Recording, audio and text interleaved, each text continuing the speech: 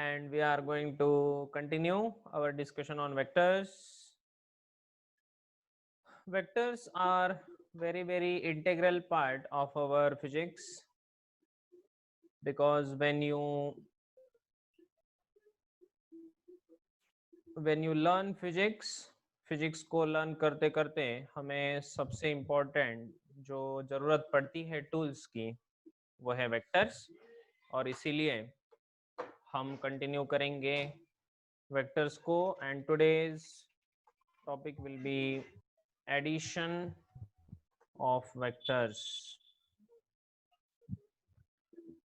और सब्ट्रैक्शन भी होगा एडिशन के साथ साथ, तो दोनों को हम देखेंगे। आइए ध्यान दीजिए, वेक्टर्स एक्चुअली हमने कल पढ़ा था कि वेक्टर्स के दो अलग अलग रिप्रेजेंटेशन होते हैं। ओके, सो वेक्टर का जो रिप्रेजेंटेशन होता है बेटा, तो हमने देखा था कि vector can be represented in two different ways. एक उसका जो वे है, so that is very simple, which is called the arrow representation है ना।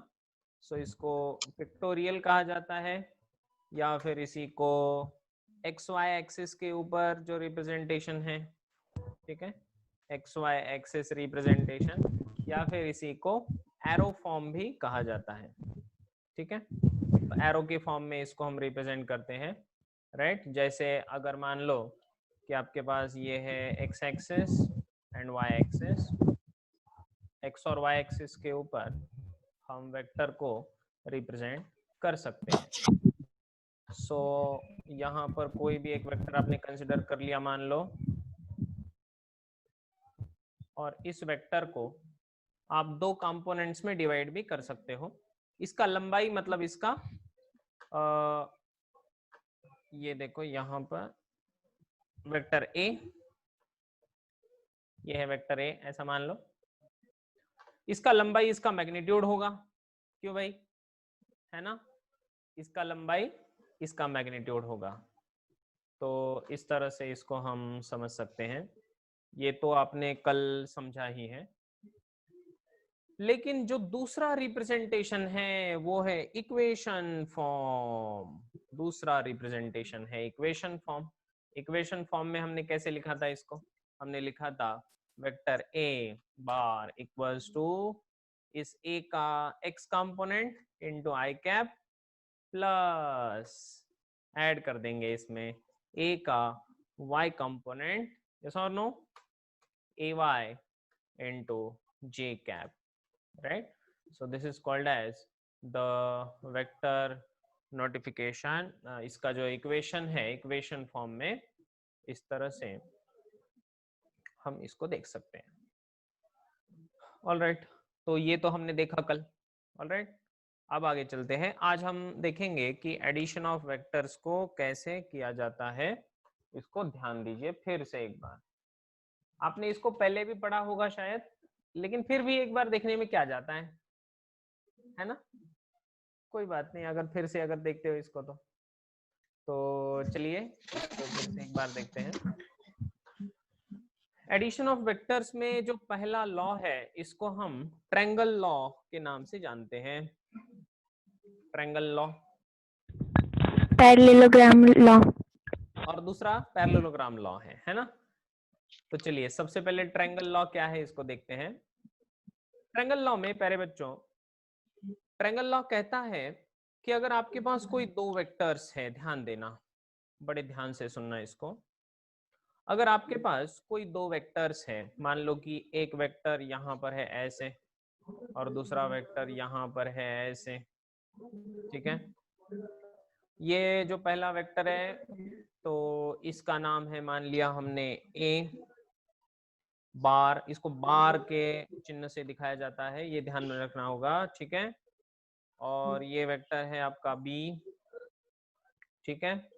और इसके ऊपर एक ऐसा छोटा सा एरो हम दे देते हैं, इस तरह से, इस तरह से ए बार, जिसको क्या कहा जाता है, ए बार, और इसको बी बार ऐसा कहा जाता है, ठीक है।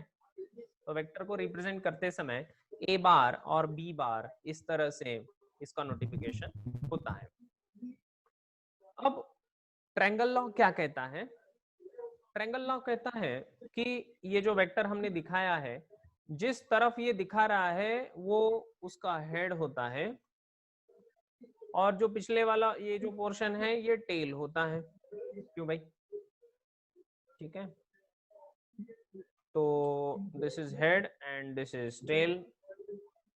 उसी तरह से इसका ये होगा हेड और ये होगा इसका टेल, राइट? अब ये ट्रायंगल लॉ कहता है कि आपको क्या करना है, एक के हेड पे दूसरे का टेल रख देना है, एक के हेड पे दूसरे का टेल, ऐसे आपको रखना है। तो चलिए अब हमें क्या करना है बेटा, अब एक के हेड पे दूसरे का टेल हमें रखना है, तो अब क्या करना पड़ेगा? तो देखिए किस तरह से इसको करते हैं। ये पहला वाला ए बार को वेक्टर को उठाएंगे, इसका हेड इसके टेल के ऊपर रख देंगे। तो क्या आप तैयार हैं? हाँ चलो, तो चलो अब इसको उठा लेंगे अपन। इसको उठाया मैंने, यहां से यहां पर रख दिया, ये बी वाला वेक्टर, ठीक है, ये बी वाला वेक्टर यहां पर आ गया। चलो जी, बी वेक्टर नीचे आया।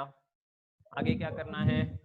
अब इस ए को उठाना है यहां से, और इसका हेड इस बी के टेल के ऊपर रख देना है। देखो मैंने कैसे रखा, कुछ समझ में आया? तो एक के हेड पे दूसरे का टेल, ठीक है, ये इसका हेड था, ये इसका टेल था, ये इसका टेल है और ये इसका हेड है। क्यों भी भाई, ये समझ में आया सबके? ये बी बार और ये है आपका ए बार, ठीक है। अब ये लॉ कहता है कि जब इस तरह से आपने अरेंजमेंट कर दिया कि एक के हेड पे दूसरे का टेल अगर रख दिया, तो अब इस ट्रायंगल को कंप्लीट करने के लिए, इस ट्रायंगल को कंप्लीट करने के लिए एक तीसरा साइड आप ऐसा ड्रॉ कर लो, इस तरह से ड्रॉ करना कि पहले के टेल से दूसरे के हेड तक ये एरो आपका जाना चाहिए।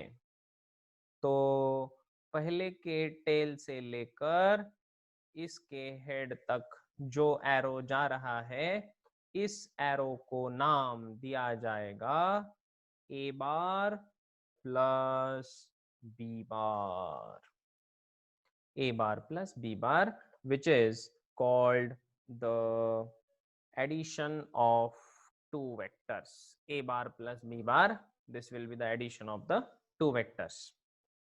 इसको दूसरी भाषा में कैसे लिखा जाता है कि इस ट्रायंगल के दो साइड्स को अगर हम दो वेक्टर से दिखा दें, अब ये वेक्टर कहां से कहां जा रहा है? देखो यहां से ऐसे नीचे जा रहा है, इसका दिशा इंपॉर्टेंट है बेटा। देखो यहां से ये नीचे, ये देखो जूम नीचे आया, यहां से जूम करके यहां तक आया, अब यहां से जूम करके पीछे नहीं जाएगा। ये अगर साइक्लिक डायरेक्शन है, ये अगर सर्कल में है इस तरह, तो अब ये कौन सा दिशा है? ये सर्कल वाला, ये एंटी क्लॉकवाइज दिशा है। समझते हो सब लोग एंटी क्लॉकवाइज क्या होता है? तो अगर ये एंटी क्लॉकवाइज डायरेक्शन है, तो आपका तीसरा साइड जो a प्लस बी को दिखाएगा वो क्लॉकवाइज दिशा में आएगा, मतलब अपोजिट डायरेक्शन में आएगा। तो ट्रायंगल लॉ के अनुसार अगर दो वेक्टर्स को आपको ऐड करना है, तो इनका एडिशन एक तीसरा वेक्टर आता है, और वो तीसरा वेक्टर कैसे दिखाया जाएगा? वो दिखाया जाएगा, इन दो वेक्टर्स को इस तरह से आप अरेंज करो कि एक के हेड पे दूसरे का टेल हो, और तीसरा साइड जो पहले के टेल से दूसरे के हेड तक जाता हो, वो दोनों का एडिशन दिखाएगा। न कि उल्टी दिशा में, इसके हेड से इसके टेल की तरफ नहीं जाना है बेटा, ठीक है। सो इन दो पीले वेक्टर्स का जो एडिशन रहेगा वो एक रेड वेक्टर रहेगा, which is A plus B. Have you understood this point? Okay, इस तरह से हम ट्रायंगल लॉ को डिफाइन करते हैं। तो चलिए हम ट्रायंगल लॉ का डेफिनेशन लिखते हैं। So what is the definition of this triangle law? तो जो लोग पहले पढ़े हैं आप लोग बोलिए फटाफट, क्या है डेफिनेशन? कौन बोलेगा? सर मैं बोलूंगी। हाँ बोलो। When the two vectors to be added are arranged such that they represent the two sides of triangle in some cyclic direction, then the third side of triangle in opposite cyclic direction represents the addition of two given vectors. Yes,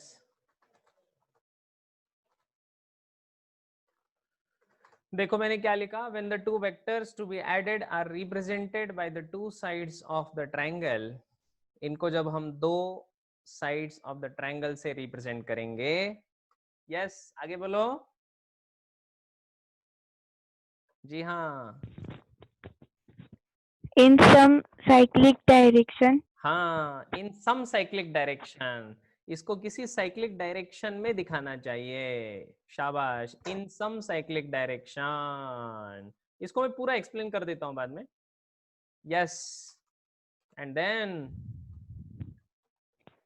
then the third side yes, then the third side in the of triangle in opposite cyclic direction yes, opposite cyclic direction represent represents the addition of two given vectors. the addition of the two given vectors. That's correct. Please write it down.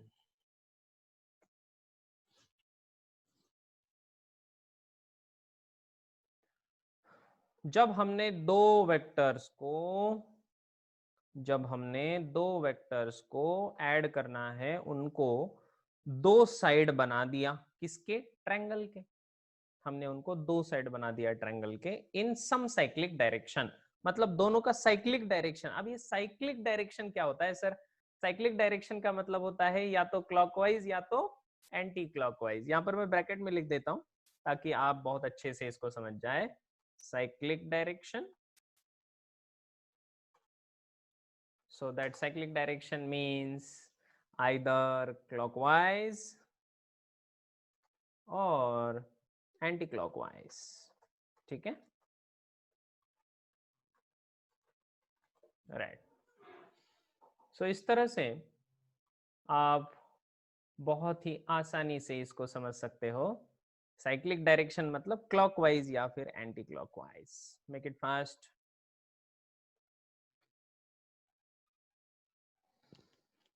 तो देखो बेटे, जिसका vector chapter बड़ा clear है, जिसको बड़ा strong अपने इसको पढ़ा है, तो आपका फिजिक्स में जितना मैथमेटिकल पार्ट रहेगा वो पूरा स्ट्रांग हो जाएगा। अगर आपका वेक्टर कच्चा है, योर वेक्टर्स अगर बहुत ही वीक है, तो फिर आगे जाके, जैसे अभी सुबह के लेक्चर में आप लोग थे ना, तो सुबह के लेक्चर में आपने सुना होगा कि किस तरह हमने इनिशियल वेलोसिटी के दो कंपोनेंट्स लिए। यस और नो? तो कंपोनेंट्स लेना और उसको एनालाइज करना, ये सब वेक्टर इस चैप्टर से ही आता है, इसीलिए वेक्टर चैप्टर सबसे इंपॉर्टेंट है।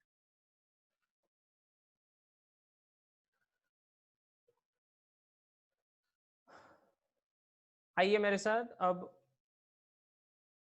इसी तरह हम देखते हैं कि अगर कोई दूसरा एग्जाम्पल हम ले ले। मानो कि अब मैं यहाँ पर ये एक वेक्टर ले लेता हूँ हॉरिजॉन्टल दिशा में, और ये एक वेक्टर मैंने ले लिया यहाँ पर। चलिए,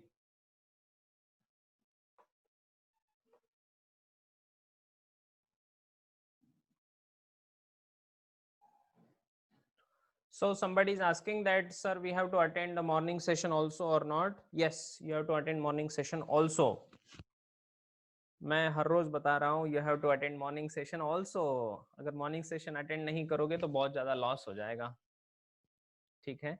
सो मॉर्निंग सेशन को अटेंड करना ही करना है, ओके।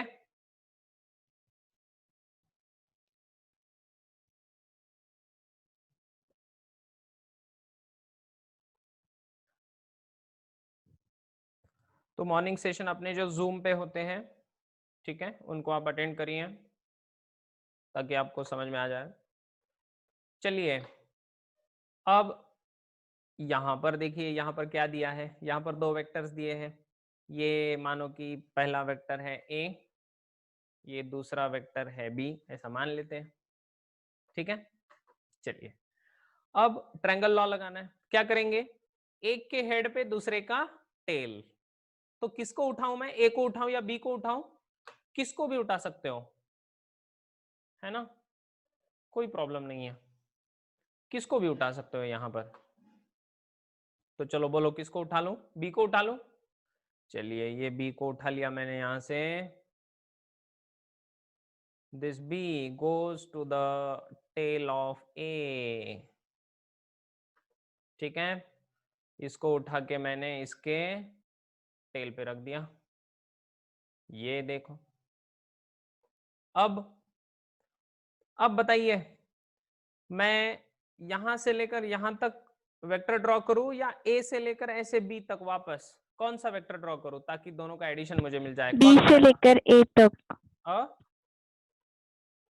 बी से लेकर ए तक, बी से लेकर ए तक, पक्का पक्का? हाँ लॉक किया जाए? हाँ सर, हाँ हाँ तो देखिए सही बात है, क्योंकि ये दोनों साइक्लिक है कि मतलब क्लॉकवाइज है कि एंटी क्लॉकवाइज है, बोलिए। Clockwise. Yes, A and B both are clockwise, and therefore we have to arrange the third vector in the anti-clockwise direction. So this red vector represents A plus B. This represents A plus B.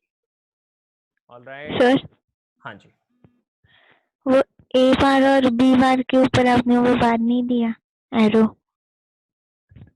दिया देखो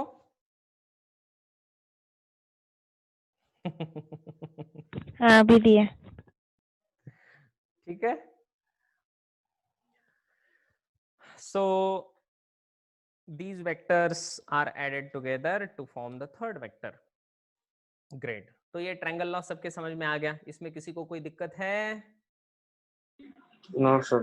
Very good. Shall we move ahead? Yes, sir. Great. Yes. चलिए आगे बढ़ते हैं। अब हम बात करेंगे parallelogram law of vector addition. Sir बोलो क्या? Parallelogram law of vector addition, वो तो तू डेफिनेशन पढ़ेगी। मराठी में बोल दें या हिंदी में बोल दें? अगर सपोज दो वेक्टर्स हो गए तो एक वेक्टर का टेल दूसरे वेक्टर के टेल पर रखना है, और फिर मतलब वो दो वेक्टर्स जो डायरेक्शन में ना, मतलब एंटी क्लॉकवाइज या क्लॉकवाइज, उसी डायरेक्शन में और दो वेक्टर्स निकालने हैं। ओके। जो एक दूसरे के हेड को या फिर टेल को ज्वाइन करेंगे। ठीक है। और मतलब जहाँ वो दो वेक्टर्स ज्वाइन हो रहे हैं ना, मतलब एक तो टेल ज्वाइन हो रहे हैं या तो हेड ज्वाइन हो रहे हैं, तो उन दोनों के वहां पे ऐसा हाइपोटेनियस निकालना है। ओके उसको ठीक ही है, सही बोलते बोला, हैं बिल्कुल पैरेललोग्राम। सही बोला बेटा तूने।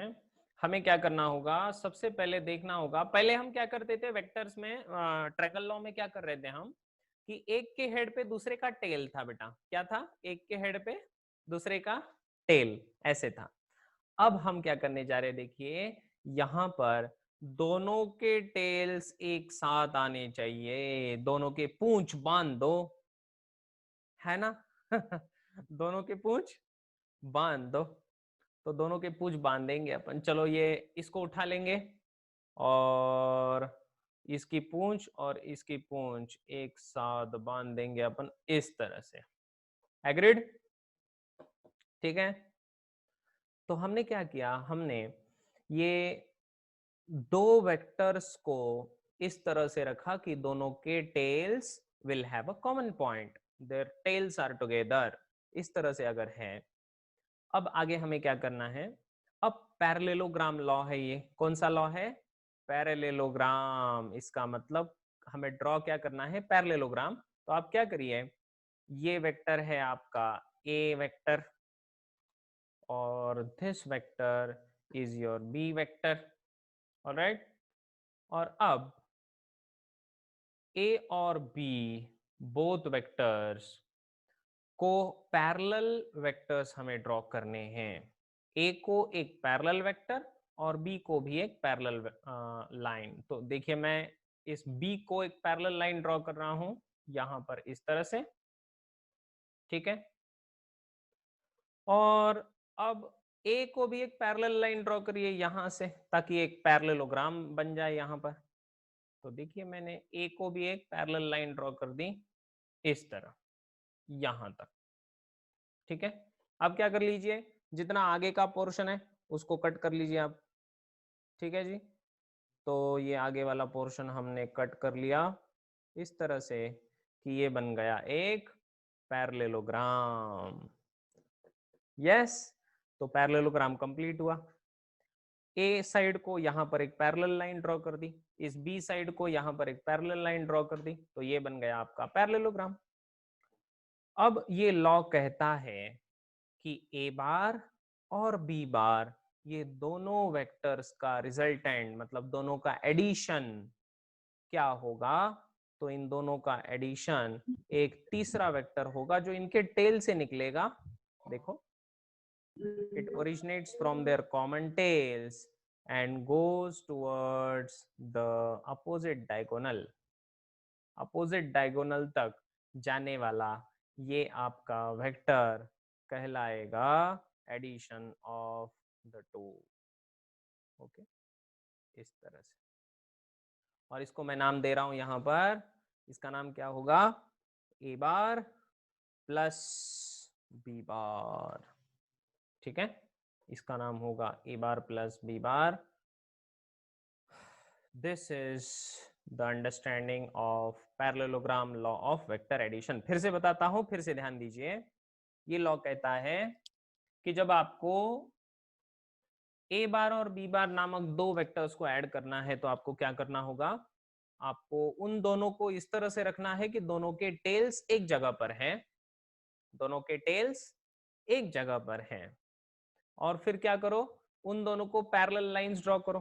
तो ये जो येलो कलर की लाइन से ये दोनों को पैरेलल है, और अब दोनों के कॉमन टेल्स में से निकलने वाला ये रेड वेक्टर जो अपोजिट डायगोनल तक जाए, अपोजिट वर्टेक्स तक, इसको कहा जाएगा addition of two vectors A bar plus B bar. क्या ये आपको समझा है? Is it understood? Yes sir. Great. तो आइए हम इसका डेफिनेशन लिखते हैं। चलो पहले जो पढ़े हैं बच्चे, क्या मैंने आपको डेफिनेशन लिखवाया था? हाँ सर। हाँ, तो कौन बोलेगा? बोलो कि मैं अकेली हूँ। ओके, बोलो। When two vectors to be added together are represented by two sides. सब लोग लिखिए फटाफट। साक्षी बता रही है ना? हाँ। Okay. When two vectors to be added together are represented by जी हाँ, two sides adjacent of parallelogram such that जी हाँ, their tails are together, then the diagonal from the common tails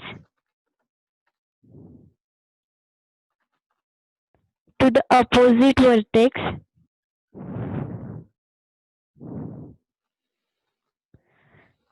to the opposite vertex represents the addition of two vectors. जी हाँ, सब लोग लिख रहे हो?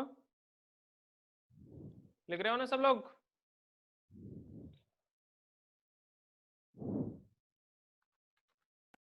हाँ sir, हो फिर गया। से बोलो क्या? मैं लिख रहा हूँ बेटा। फिर से बोलो क्या सर? नहीं नहीं नहीं, जरूरत नहीं है, लिखा मैंने, देखना।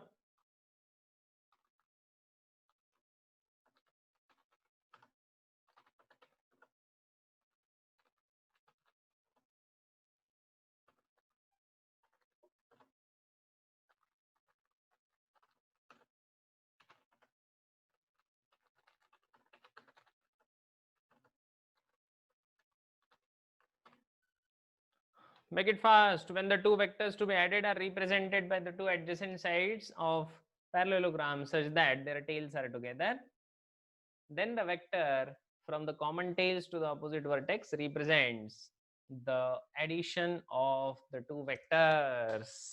Right? इस तरह से इसका डेफिनेशन होगा। क्या ये डेफिनेशन सबको समझा है? इसमें समझने में कोई भी दिक्कत आपको अगर आ रही है तो मुझसे पूछिए, तुरंत मैं इसको आपको सॉल्व करवा दूंगा।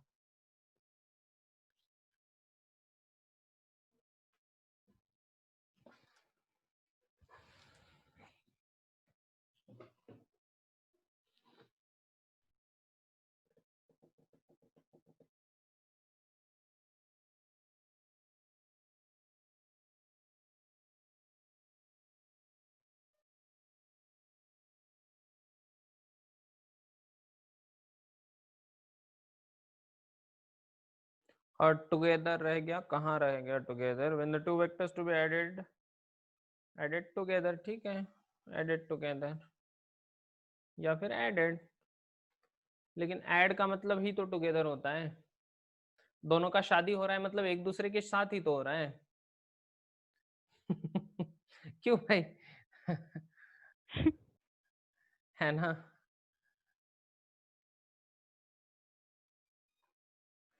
ठीक है, ऑल राइट। चलो यार, अब अगर ऐसा मान लिया जाए, इससे हम डेरिवेशन भी करते हैं, लेकिन ये डेरिवेशन की जरूरत नहीं है, मैं डायरेक्टली आपको फॉर्मूला बोल देता हूं। अगर दोनों का एडिशन इक्वल्स टू सी अगर है, C equals to A plus B अगर है, where C is the third vector, तो हमने यहां पर जो रिप्रेजेंट करके रखा है, तो ये C vector, A vector, B vector, तो if this particular vector is C, इसका नाम क्या है? सी। ओके, इन दोनों का जब एडिशन हुआ तो इनके मिलाप से ये तैयार हुआ है सी।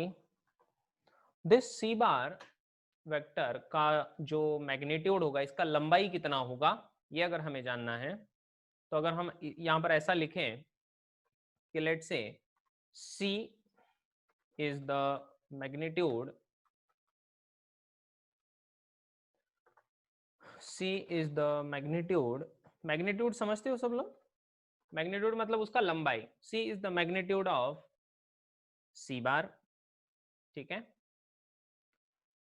सिमिलरली ए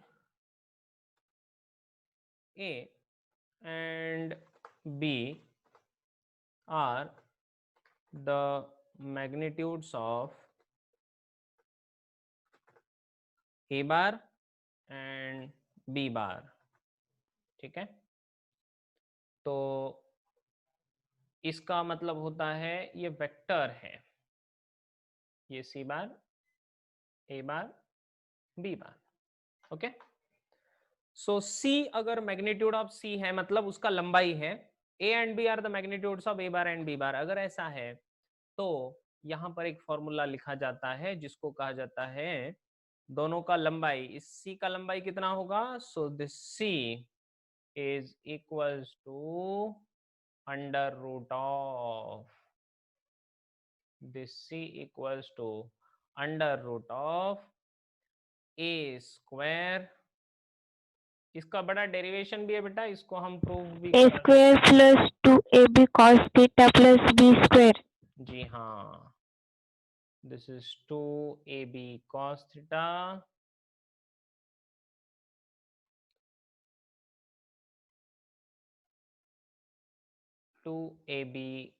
cos थीटा। तो ये थीटा क्या है आप बोलोगे? Plus B square. Plus B square, right? Sir derivation दिखाओ क्या? So this is angle theta. Derivation मैं यहाँ पर नहीं लेना चाहता क्योंकि डेरिवेशन उतना ज्यादा इंपॉर्टेंट भी नहीं है। मैंने लिया था पहले बेटे, और वो डेरिवेशन आपको मिल जाएगा मेरे वीडियो में जो मैंने ग्रुप में भी शेयर किया है और साक्षी के पास भी है, तो उसका फोटो तू शेयर कर भेजू सकती क्या? है सबके साथ, ओके? हाँ ठीक है। So you can just get the photo of that and share with everybody so that everybody gets that. तो इसका ये फॉर्मूला सबसे इंपॉर्टेंट फॉर्मूला है, इस फॉर्मूले को कभी नहीं भूलना है ना? इस फॉर्मूले को कभी नहीं भूलना, ये फॉर्मूला बड़ा इंपॉर्टेंट है। c equals to under root A square plus 2ab cos theta plus B square. इसमें theta is the angle between a and b, where theta is the angle between between a and b. All right, great. तो हमने addition of two vectors किस तरह से करते हैं और उसका फॉर्मूला क्या है इसको पढ़ा। कभी कभी आपसे पूछा जाएगा कि भाई अगर हमारे पास ये c का लंबाई तो आ गया, कितना है c का लंबाई? Under root A square plus 2ab cos theta plus B square, लेकिन इसने, इस रेड वाले ने इस b के साथ जो एंगल बनाया हुआ है, अगर ये एंगल है अल्फा, तो ये अल्फा को हम कैसे ढूंढेंगे? तो उसके लिए भी एक फॉर्मूला होता है, अल्फा इक्वल्स टू, कौन बोलेगा? एनीबडी? सर बोलू? बोलो, कौन बोल रहा है? Kartik.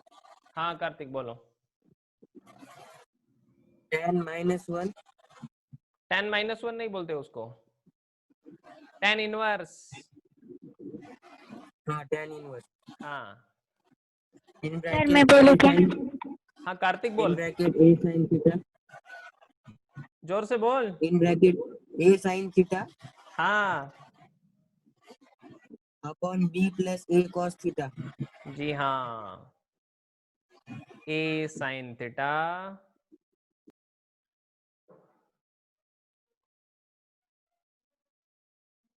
Upon b plus a cos theta. जी हाँ, तो ये फॉर्मूला सबको याद रखना है। इसमें tan इनवर्स क्या होता है आप बोलोगे? ये tan का पावर -1 कहाँ से आ गया सर? ये tan इनवर्स जो होता है बेटा, ये कुछ नहीं है, जैसे गाय होती है, गाय को घास खिलाओ तो गाय दूध देती है, तो हम बोलते हैं कि घास खिलाने से गाय ने दूध दे दिया। इसका उल्टा, गाय ने जो दूध दिया है वो घास खिलाने की वजह से है। कुछ समझे? ये tan इनवर्स का मतलब होता है कि tan ऑफ दिस एंगल, ये अल्फा मतलब एंगल है, अगर इस अल्फा एंगल का tan अल्फा अगर लिया गया तो ये आंसर आ जाता। तो उल्टा कह रहे हैं कि ये आंसर आने के लिए tan का कौन सा एंगल रहना पड़ेगा, उसको tan इनवर्स कहा जाता है। बात समझ में आ गई बेटा? है ना? जैसे हम कहते हैं कि गाय को घास खिलाने की वजह से दूध दिया गाय ने, इसका उल्टा क्या होगा? इसका उल्टा होगा कि गाय ने जो दूध दिया है वो घास की वजह से है। इसी तरह tan का एंगल अल्फा जब आएगा तब उसको जो आंसर आएगा वो आंसर है a sin theta upon b plus a cos theta. tan का एंगल जब हम अल्फा लेंगे तो आंसर कितना आने वाला है, a sin theta divide by b plus a cos theta. Repeat कर रहा हूं मैं, ठीक है। tan अल्फा का आंसर क्या आने वाला था,